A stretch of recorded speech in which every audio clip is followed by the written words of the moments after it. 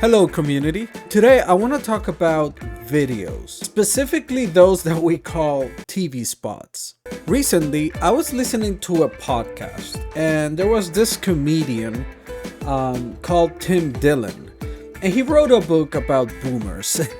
And one of the things in his description and his conversation about this topic, he mentioned how boomers ate it all, ate everything they were told, and believed everything they were told. And in that conversation and that train of thought, he mentioned advertising. Something along the lines of boomers having believed everything that they were told in advertising. Here is that conversation. They're the most propagandized generation in terms of advertising. Yes. I mean, the Edward Bernays stuff, they fell for everything. They fed us all poison growing up.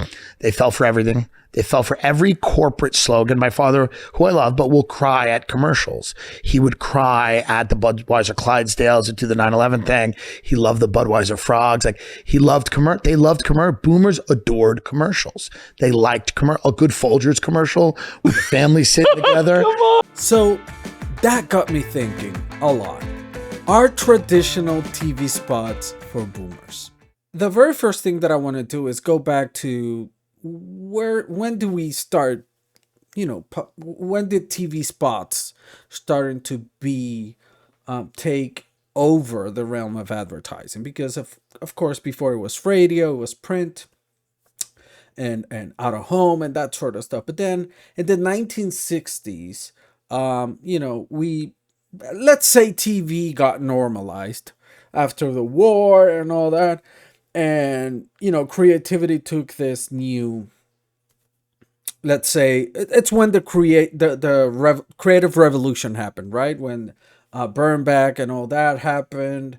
And we started to see a lot of creativity, new kind of creativity put into especially TV spots and that sort of stuff. And that happened in the 1960s, around there. But there's one thing that I can't help but notice, and is that we still make most TV ads like we did 60 years ago.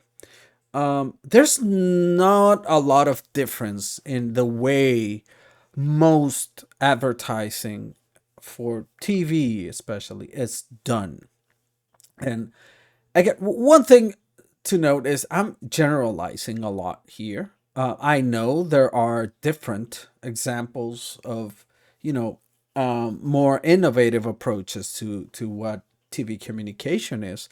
But, in 90% of the cases, I dare to say, if you disagree, kill me in the comments, but in 90% of the cases, I would say that we still make TV ads basically the same way. The strategy is basically the same. The approach is basically the same. And of course, technique and how we edit, and of course the quality of the picture and the quality of music and the pop culture and all those things change, of course. But the execution itself and the strategy, I think, remains very, if not the same, very similar. And I think that's one thing that might make TV ads today ads for boomers still. But let's go through the reinvention of traditional TV ads from my point of view. Of course, I don't have all the answers. I'm just here communicating my opinion on it, my take on it, as a creative director. But one thing, very important thing, is that we need to reinvent traditional TV ads. And I know we in the advertising agencies and the creative directors of the world, and maybe even the directors, we can all agree maybe, or we already fighting this battle, But on the marketing side, where there's a lot of media spend, when there's a you know companies want to be safe, marketers want to be safe, they want to have their charts going up or remain constant or that sort of stuff. So we do need to reinvent traditional TV ads. And the first step for that, in my opinion, is let's stop calling them TV spots. It's a video. Um we still, at least in my experience, still have this kind of label to this type of execution, this tactic, and we call it a TV spot still. Even though we're probably most likely we're not gonna see it on TV. Of course, there's a huge audience that will see it on TV and that sort of stuff. But let me put it this way: most likely people are going to see it on TV and in many other screens, whether it's the phone, YouTube, on the computer, on the tablet, um, on the TV, of course. There are many different placements where the TV spot, quote unquote, TV spot will go to. So this is something that I've brought up in several agencies so far, and is let's not call it a TV spot. Let's call it a video. And how do people nowadays, of course, consume videos? And not only nowadays, but in the future. How do people consume videos? Mostly, right? It's through social media. Um it's the predominant way that people not only consume videos and content but share them, talk about them, um you know um get in touch with a brand or with a content creator. It's through social media. Most engagement from our audience right now, it's social media, and I don't see that changing in the future. I think, for upcoming generations are going to be those targeted by advertising, where they have the purchasing power, they're going to have the jobs, and they're going to have the purchasing powers, and those are the ones that we're going to try to persuade through our videos, to buy our products or to buy our services. um Most likely it's TV is gonna go down, down, down, except on very specific events, I would say, meaning, the Oscars, the Super Bowl, that kind of stuff. Special events are gonna remain, in my opinion, and those are very valuable placements. But overall, I think other screens and other types of screens are predominant, are gonna still growing, and it's how people really engage and really, are engaging and will engage with our brands and with our communications. So this is how, again, this is a very generalized, in very generalized terms. I'm not saying that there's no instance in which people consume videos and content through other mediums, but generalizing speaking. And what is social media? It's YouTube, it's Instagram, it's TikTok, it's Facebook, and X. And I'm just saying here ads, right? um Content. Like, you can still mention here, streaming services, right? And the Amazon Primes of the world, that now they have ads, right? The Hulu, Netflix. And of course, these are on demand video platforms, and people pay for those memberships, sometimes with ads included, sometimes without ad included. But that remains being TV, but not necessarily, because, again, the screen in which is being watched, it could be completely different. Like, people could be watching Netflix on a tablet. but the engagement part of it is still the same, very similar to a TV, whereas they just see passively a TV spot.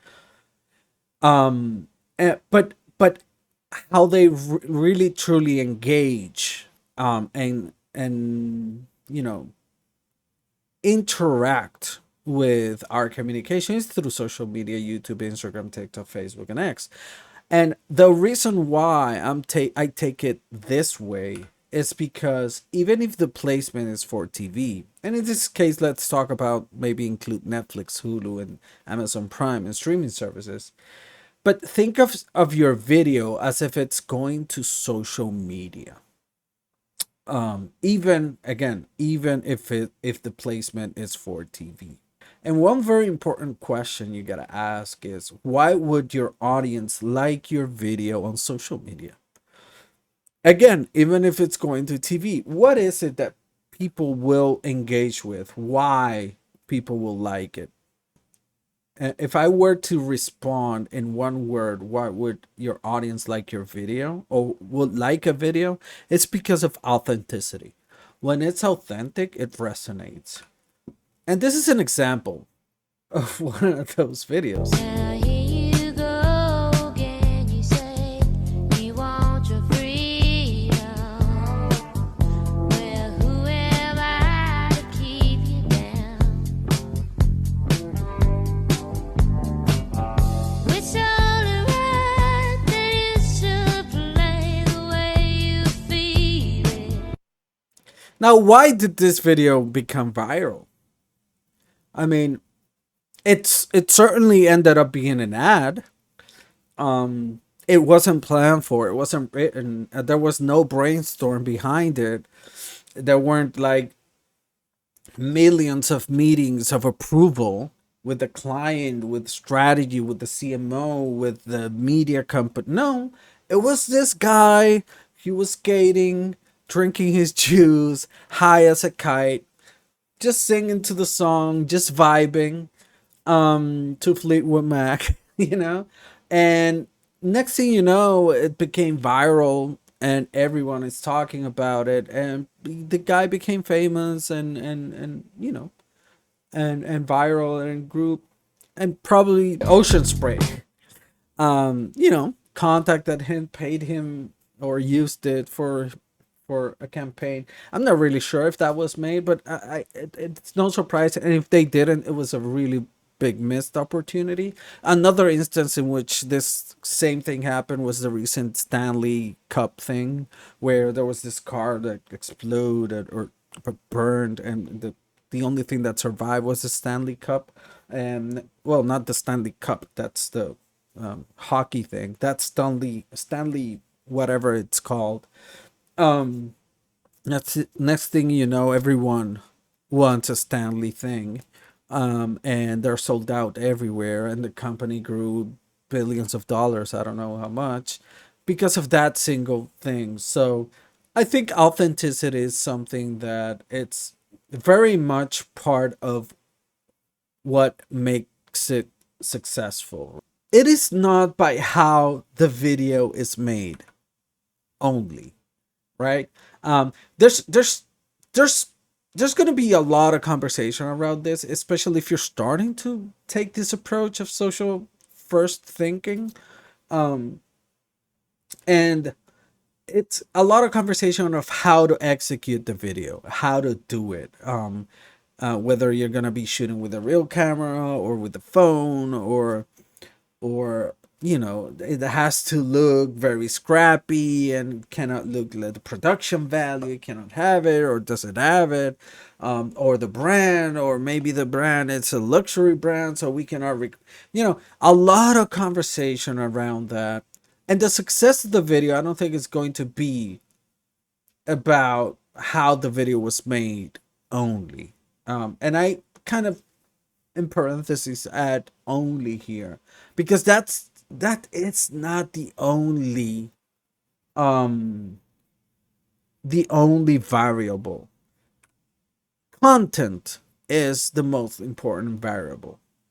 Whether you do it scrappy or with good camera or with good production value or with great animations or not, or you just use on platform kind of what you call it, green screen or supers and that sort of stuff. What we got to focus is in the content. What makes the content resonate with the people, and then think about how you're gonna approach that. Right? Sometimes it's scripted, and you're gonna script it, and you're gonna create a campaign out of that. But sometimes it should not be. Sometimes maybe it's just getting the right influencer to do their thing, and let them flow and let them do the stuff, but their content resonates. So I think that's how we should start approaching video, for any placement, for TV, for social media. Like, think about what the content is and not necessarily just the pragmatism of selling the product, because there's one say that I always hear in talking about movies, and it's that the best special effects are those that you can tell are special effects, right? I remember this movie Contact. It's a movie from the 1990s. I think it's 97, 98, and I remember there's this scene where we see a boat, um a huge boat, and there's like this plane landing on the boat. Um, and I always assumed that the plane landing on the boat was CG. Uh, I never knew that the boat itself was completely CG as well. And another example is Titanic. There are so many shots in Titanic where you couldn't really tell that that was a special effects shot, that it's fully CG. The best special effects are those you can't see. And I'm going to say the same thing for ads. I'm going to take that idea and adapt it to ad. The best ads are those that you can't tell are ads. The ocean spray one is an example. We could say that's an ad, but it certainly doesn't feel or look like an ad, right?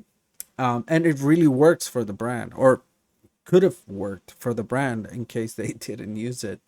But truly believe in this. And again, it's a very social first kind of thinking, because what do you do on social? You share thoughts, you share opinion, you share your life, you share a moment, and that's what becomes something meaningful out there. So how do we think of that way of an ad and not make it look like an ad, right?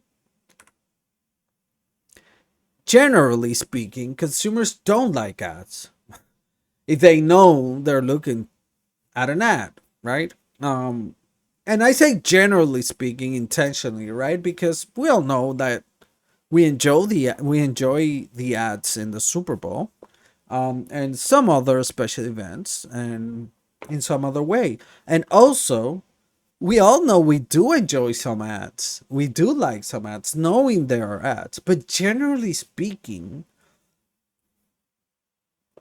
99% of the time, we're going to avoid the ad. We are not going to want to see the ad. If we have the chance or the opportunity or the option to pick between seeing an ad or not, we're not going to want to see the ad. So how do we make an our communication, our ad, our video enticing, compelling? How do we make people want to see them? And I have a list of different things that might sound a little bit cliche, but I think those are the things that resonate with people when they are interested in watching a certain or consuming a certain type of content. And it's funny, right? When it's funny, when it's memeable, when it's like a meme, and when it's shareable, it's funny. It doesn't matter. It's an ad. They will share it. They will ask people to see it. There's a bunch of lists on YouTube of funny ads. There are a bunch of funny ads online that have tons of views. So make it funny and shareable, memeable. So think of a meme, but not necessarily like a meme and execute like a meme with the face and the text and stuff. No, it's Hawk to a girl. It's something that's memeable. That's not necessarily a meme, a literal meme, right? But that's what people consume online. That's what people like. That's what people share, and that's what the type of content people resonate a lot. It's funny, emotional. If it's emotional, it's something that moves you, touches you, pulls your strings. There are many examples of ads that work in that way, right? That we can call TV spots, but they don't necessarily have to work as a TV spot, and people might actually use them to share an inspirational message today. Talking about inspirational, right? The next bullet point, like make something that's inspirational, make something that's relatable. Again, that goes a little bit to the authenticity part of what I was saying, right? Make it relatable, something that it might play along that kind of executional thinking of how you're going to make the video, because if you want to make it approachable, maybe that makes it relatable. But I think the idea comes first, and the content itself comes first, and then how you make it. But yeah, make it relatable, make it unexpected. It's something very, very, very um something that you gotta aim for. And there's nothing new. I mean, and maybe neither one of these is something new, but especially for us creatives that who have worked for many years in this profession, unexpected, right? Unexpected. It's something we all want a creative, an original idea. We don't want to be generic.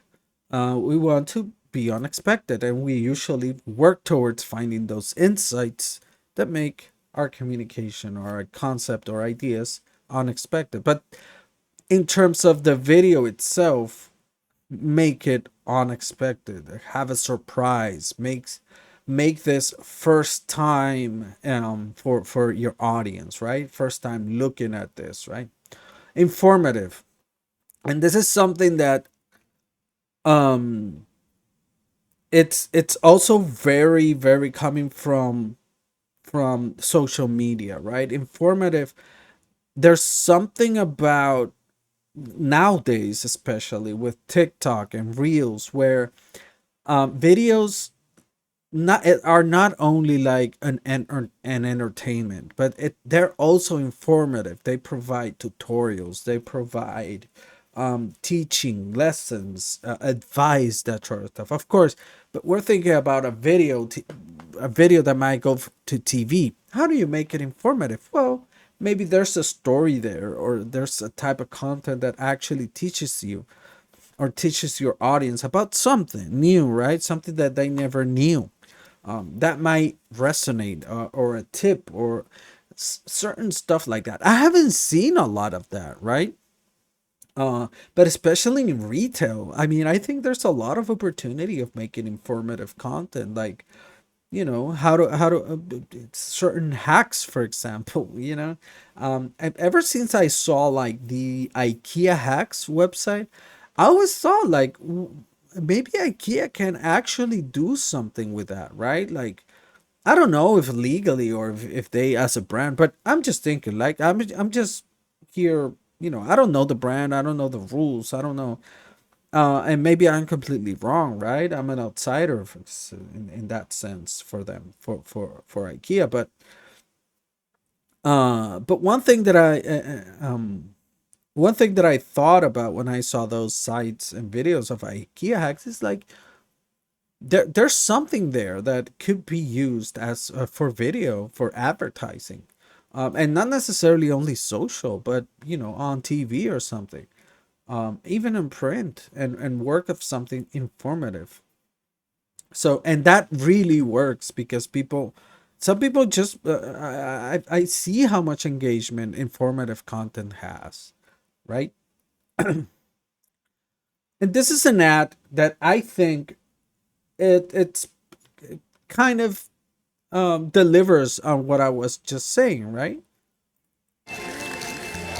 Geico makes car insurance easy. Say when. As easy as loving Parmesan. Say when. Say when. Say when. When. Fresh ground pepper? Oh, yes, please. With 24/7 emergency roadside service, it's easy to Geico. Okay, so it's funny, I think, right? Humor is a subjective thing, so let's say, but it's funny. It's tackling humor. It's insightful. I mean, I think it's insightful. I've been in the position of asking for the cheese, and I could easily see how the waiter can be, also relatable for others when part of the audience is on that side of the table and are serving clients, right? So it's relatable, it's insightful. Um, and sometimes I kind of feel like say when, and they're just there, and what I'm thinking is, well, holy shit, I want more. I'm not telling him to stop. So I don't know. I feel and trust transcends the actual pragmatic message of the actual ad, right? It's about insurance, but it's shareable, it's funny, it's something that I can see people say, oh, have you seen this ad, right? Or it plays on TV or it plays on YouTube or whatever, and people are, oh, come and see this ad, right? I think it's a memeable kind of thing. I could actually see how maybe on the internet, Reddit and such, they could use this as a meme, or pictures of it as a meme or something like that. So I think this one example. Oh, I'm sorry. I'll go to the next. I mean, I don't know if I want to play this because this is very, very known, but this plays with the unexpected kind of point that I was making before, where I even now see some accounts that are like magic tricks and play with perspectives in the videos and there's a lot of engagement and people like really enjoy that type of content. And again, this kind of spot transcends that pragmatic type of messaging of the product. Yeah, the product is there, it's first frame, but the ad is not necessarily about that, right? And and this is more of an obvious ad, right? But I don't think the audience felt like they were watching an ad. I think it was so unexpected, so original, so impactful that it's entertainment. It's entertainment. Let's take a look. Hello, ladies. Look at your man. Now back to me. Now back at your man. Now back to me. Sadly, he isn't me. But if he stopped using lady-scented body wash and switched to Old Spice, he could smell like he's me. Look down. Back up. Where are you? You're on a boat with the man your man could smell like. What's in your hand? Back at me. I have it. It's an oyster with 2 tickets to that thing you love. Look again. The tickets are now diamond. Anything is possible when your man smells like Old Spice and not a lady. I'm on a horse. I can see how people for the first time watching that, like, remember what I say, try to create a first time in people's mind. And I'm pretty certain that when people saw this, it was their first time looking at something like this. And it's right away attention grab. Is this guy shirtless on a towel in a bathroom talking straight to you, talking straight to the camera.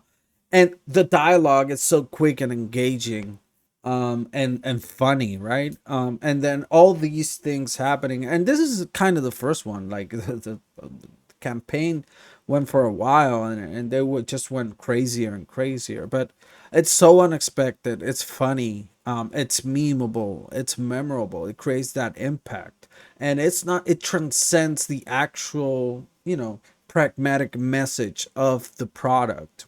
It's not just, and the product is there, it's selling the product, it's doing it very well, but it also like kind of entertainment, right? And I think even without this campaign being probably thought of a social first, like in 2024, especially where social media is completely different from what it was back then, it still applies. I think still applies, and this in a vertical video on TikTok, I think it works perfectly.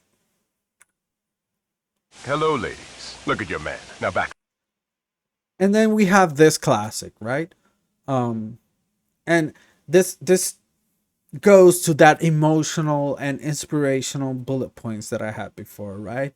Where we have an ad that the dialogue, I mean, the lines, the copy, the images, it's just everything awe-inspiring. And it's for a computer, and the computer is not even seen in the ad. But how many pieces of content that we see and social media that, this same thing applies. It's inspirational, it's kind of pushing you to be extraordinary and that sort of stuff. There's a lot of content out there. There are videos just like this. It could be this video. It could be exactly this video. I'm pretty sure that if I place this video on TikTok or on Instagram Reels, it's gonna get a lot of views. It's gonna get a lot of engagement and a lot of likes. And to be honest, we people, ad people, we know this ad. We know it. We ad nerds. We know this ad. This is a classic. This is Think Different by Apple.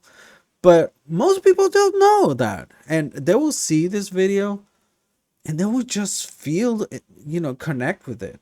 I'm pretty sure, and if I do that and just take out the Think Different part and not reveal that's Apple and just leave that video, I'm pretty sure people are gonna just connect with it. Let's just play it.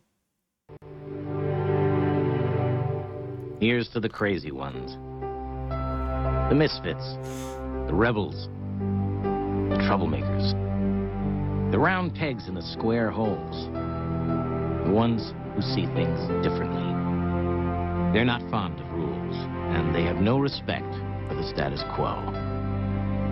You can quote them, disagree with them, glorify or vilify them. About the only thing you can't do is ignore them, because they change things. They push the human race forward. And while some may see them as the crazy ones, we see genius. Because the people who are crazy enough to think they can change the world are the ones who do.